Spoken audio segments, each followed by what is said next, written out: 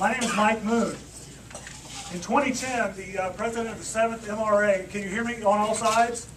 Is this good? Good, thank you very much. President of the 7th Missouri Republican Assembly, Scott McGill, challenged each of the candidates to pay attention to whoever was elected and hold them accountable to the job they were doing.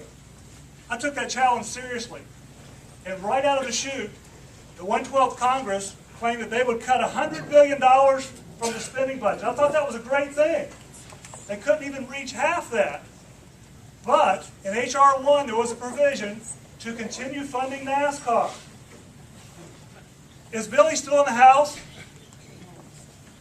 I'm disappointed. I wanted him to hear this because he voted for H.R. 1. Now, H.R. 607 hits close to home. And it saddens me that we have a congressional representative who promised to read the bills. Nancy Pelosi, you remember when the Affordable Health Care Act was being promoted? She said, we have to pass it so we'll know what's in it, right?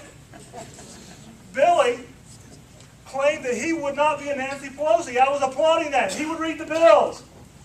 H.R. 607 was sponsored by Peter King, the chair of the Homeland Security Committee, a committee on which Billy sits.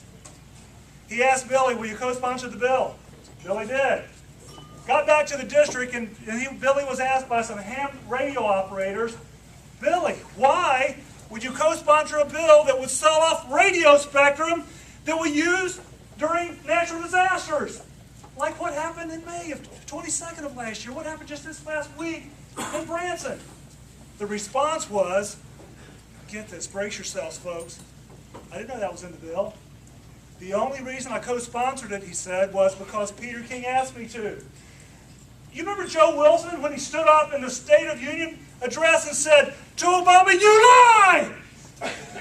Well, Billy Long, you lied! You didn't make your promises. You didn't keep it, buddy. My natural ancestors, my Cherokee ancestors, would use a different phrase. They would say, sir, you speak with a forked tongue. I think they're right. We need someone who is a conservative. The debt limit, May of 2011. There was a vote that came before the House to increase the debt limit by $2.4 trillion. Now, there's something else here. Mr. Long voted for that. There's also a provision in there that allows for future automatic debt limit increases. Folks, we cannot tolerate that. It's not acceptable. Now, let me ask you a question. Would a conservative have voted for H.R. 1? This is the Lincoln days, right? Would he have voted for H.R. 1? No, he wouldn't have. He wouldn't have voted for 607. He wouldn't have voted for the debt limit increase. Folks, we need to recall Mr. Billy Long. And if you'd like to take a look at my congressional website, MikeMoonForCongress.com, I would encourage you to do so.